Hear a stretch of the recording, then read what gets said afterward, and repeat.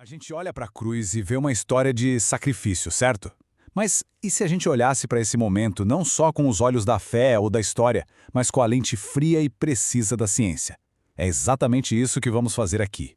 Reexaminar um evento que todo mundo conhece, mas por um ângulo puramente fisiológico, para talvez descobrir uma nova camada de significado. Então, vamos começar com a pergunta mais direta possível. À primeira vista, parece uma pergunta com uma resposta óbvia, né? Uma resposta que está gravada na nossa cabeça por séculos de arte e de história. Mas será que a resposta mais imediata é mesmo a resposta completa? A resposta que vem na hora, claro, aponta para o trauma físico todo. Os pregos, a perda de sangue, essa parece ser a história toda. Mas e se não for? E se a causa da morte não fosse o trauma que a gente vê, mas algo muito mais fundamental e agonizante? E se a verdadeira batalha, a luta final, estivesse sendo travada a cada respiração? Olha só, a crucificação romana não era só uma forma de tortura.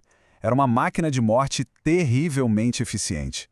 E o principal mecanismo dela não era fazer a pessoa sangrar até morrer, mas sim sufocá-la.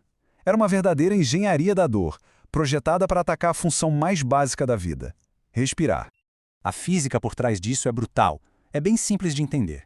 Quando o corpo fica pendurado pelos braços, o peso todo puxa o diafragma para baixo e as costelas para cima. Isso, basicamente, força os pulmões a ficarem num estado de inalação constante. O ar entra fácil, mas para sair, aí que começa a luta monumental. Então pensa nisso. Cada respiração era uma escolha consciente. Para conseguir soltar o ar, para poder puxar ar novo, era preciso fazer um movimento absurdo, se empurrar para cima usando os próprios pés pregados como apoio. Uma dor excruciante só para conseguir completar um único ciclo de respiração. A morte vinha simplesmente quando não havia mais forças para continuar essa luta. E sabe, a ciência moderna tem um nome para isso: asfixia posicional. É quando a própria posição do corpo de uma pessoa a impede de respirar direito. A crucificação, então, não era só tortura, era a aplicação metódica e lenta da asfixia posicional como um método de execução. É exatamente essa a compreensão da fisiologia que nos leva a um ponto de virada na narrativa. O momento final na cruz, quando visto por essa lente científica, deixa de ser um colapso passivo e se torna um ato de força surpreendente. Vamos tentar visualizar o estado do corpo depois de horas nessa situação.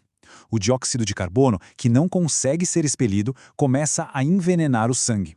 Os músculos entram em espasmos. O cérebro entra em pânico, mandando sinais desesperados por oxigênio. O corpo está literalmente no seu limite absoluto. O esperado, a lógica, seria que a pessoa simplesmente perdesse as forças, não conseguisse mais se erguer e sufocasse em silêncio. Mas o que os relatos históricos sugerem é que não foi bem isso que aconteceu. Muito pelo contrário. O que parece ter ocorrido foi um ato final e totalmente consciente. Uma última reunião de toda e qualquer energia que restava no corpo para fazer aquele movimento agonizante mais uma vez, empurrar para cima contra toda a dor, contra toda a exaustão. Mas por quê? Para que gastar essa última gota de energia não só para respirar, mas para fazer algo a mais? A resposta parece estar no propósito daquela respiração final. Não era só para sobreviver mais um segundo, era para comunicar. A gente geralmente imagina as últimas palavras de alguém como um sussurro fraco, um som que mal se ouve.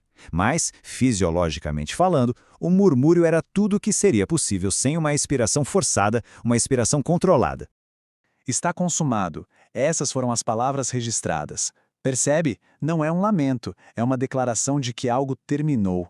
E para pronunciar uma frase tão definitiva de forma que todos ouvissem, Isso precisou ser um brado, uma proclamação em voz alta. E isso só é possível com uma expiração poderosa, controlada, exatamente o ato para o qual Jesus teria juntado sua força final. Ele se ergueu, expirou com força e usou esse ar não para pedir, mas para declarar.